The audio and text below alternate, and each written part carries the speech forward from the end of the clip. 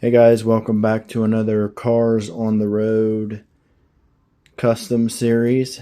This is episode 4, The Legend. I do have some off to the side just to start with. This isn't the only one. Um, it's the most simple one that I had so far, so I wanted to save the more notable ones for last.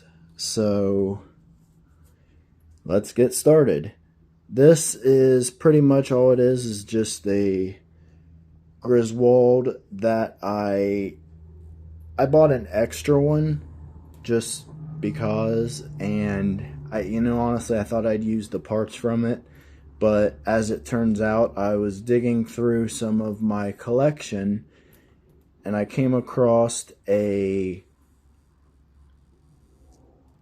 the old school, like early in the series, Cars mini racers. It's the camo Lightning McQueen with night vision goggles that came in a 2-pack with Sarge. I got that thing years ago. And I seen the headset and thought, you know what? I got an idea. So I just pretty much took those, painted it up, took them off. I had to cut them up a little bit just to kind of, to make them fit. But they were originally tan, like a desert tan, military style. And I think, if memory serves me correctly, Griswold's was more of a green, maybe forest green, olive drab. Still the military style, but it's definitely not tan. So and because it's dark, it's hard to tell. But yeah, this is pretty simple. I mean, I didn't even have to change anything on Griswold. All I did was paint them and glue them pretty much. So sometimes, like I said in other videos, sometimes like this I get really lucky. And even though it looks fairly simple, to get things to cooperate or have to cut some things up and move things around and take more away than what you wanted just to try to get it to fit, doesn't always work as easy as it sounds. Every time I think that, it's always the opposite. So yeah, this one's just, like I said, not much to it. Same old dirt tires, same gear, same light, everything else. So this is another one that I didn't do anything custom wise to the car, but what I'll show you is something I did a little different to go with it. Just your regular on the road McQueen, and then you have, this is actually Campfire McQueen. Let's see here. Bought this from Hobby Lobby online, I believe. I didn't have it in the store. So I bought the campfire actually on eBay, and it was a snow campfire. So I bought the campfire and then painted the dirt and stuff around the sides of it. And then, like I said, the base or ground was just off of Hobby Lobby. I did a little bit of yard work, I guess you could call it. I had a lot of big bushes on it, so I had to trim those down to make it as close to being accurate to the movie as possible. But when you're at night and the sun goes down and he has to get the campfire ready, he can get it up and ready for when Mater decides to come over. But that's just one of those quick, simple little, seems like it should be quick and simple, but to get this base to not wobble and move around, I wound up having to cut out a piece of 22 gauge steel sanded it down, brushed it off. Had a coating on it, but I wanted it more smoother than that, so I've sanded and brushed all the coating off. Made it as smooth as I could, and then just went from there. Now, I know this is what we all came to see, right? This, however, is, in my opinion, the big one. You have Cryptid Busters McQueen. And yeah, I know this is the one that I was worried about being announced and coming out in from Mattel before I could get this finished. So it was definitely crunch time to get this finished and trying to film before. By the time you guys see this, it'll probably... I heard about the color changers, but he didn't have, according to what I've seen and heard from eBay, Mattel.com, and Disney Docket, credit goes to him, they're going to come out with the color changers, but he doesn't have the equipment or headset. So this is all hand painted on. I printed out a CBC CBC Cryptid Busters logo, and then put the logo on over top of the paint when I had it done. I had an extra 155 scale die cast of Radiator Springs 500.5 McQueen. That thing was old and ragged anyway, so I just took the headset off or the roof rack, took the roof rack off, put it on. I had to kind of fix it up a little bit because it was old and bent up and twisted. So inside this one here, and the headset is different, or the light bar is different, the whole top part. So from this part to this part is accurate.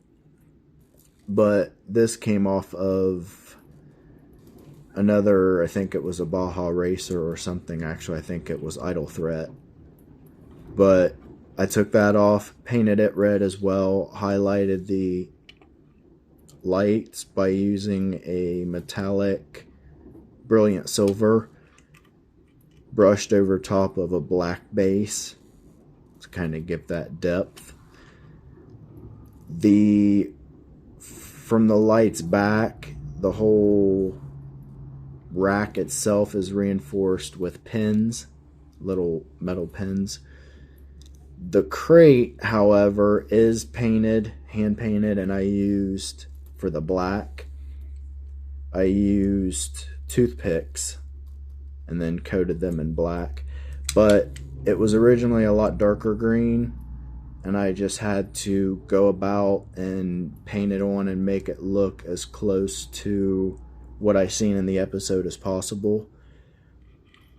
That came off of an old World War II tank model that I had. And then the radio transmitter antenna, CB antenna, whatever it is. Never really uses it, but it's a nice addition to his getup. That is from Dynamite. I had an extra Dynamite from the Planes, Fire, and Rescue episode or movie, and I thought, well, I'll just cut that off, and it's a nice rubber, so I will just glue it on, and that way I won't have to try to drill any holes in McQueen or anything like that to try to put and feed a wire through it. That's pretty much it for that one too. And now for I wonder what other, I don't know. Seems to me like there was another big character in the episode. Okay, I'm done screwing with you guys. Here she is. The Ivy. It is a McDonald's Ivy with monster truck, 3 different types of Monster Jam monster truck bases. I had to actually cut the base, cut it in half right there, and bring it in more to make it fit her. But the wheels are off of another monster truck that were originally yellow, and I painted them green. Took the tires off. Had to make it a little bit rougher because, you know, it wasn't really perfect in the movie, and instead of trying to paint in all the details, I just thought I'd make it rough by making it 3D. The tires are from a original Gravedigger, the red version. I forget what the suspension and hydraulic systems are from. And like I said, Ivy herself is a McDonald's. I just took the stickers off of the eyes, hand painted the mouth in, hand painted that. All the green you see is Play-Doh with about, felt like 10,000 little dots of using a needle just all over it to make it rough and mossy looking. I was originally going to use real moss from the craft section in Walmart, but that didn't work out too good.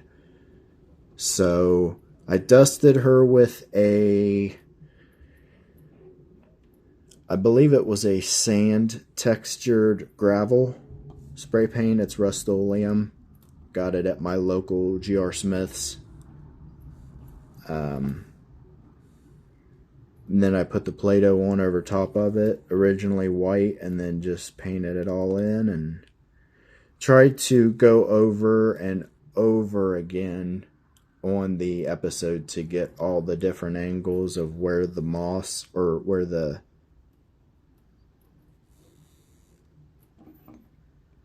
moss was placed, and where it goes, what shape it's in, everything. Again, I'm a stickler for the details, so the only view I didn't really get was of the back, so I kind of played around with it and thought, let's see what it looks like, what fits where, what goes the best. So that'll do it for this one. Like I said, I'm kind of all over the map right now trying to get everything accomplished and finished. So I guess, I know as soon as I cut this video off, I'll remember something else. But I think that'll do it for now. And if you guys have any questions or comments or any other ideas, just kind of let me know in the comments, and we'll see what we can come up with. A lot of these are finished. I had all these finished for a while now, but it's just one of those things where I'm trying to make, like, I still got a couple in the works of Lights Out episode, which I had already filmed and posted. So that one will be, you'll have more of those coming out at a later date. They'll just be in a separate video. So I don't know for sure when or how those will come out, but eventually they'll come out, and it won't be in order like this. These are. So yeah, I'm just kind of rambling now, but that is the legend. And next episode will be showtime.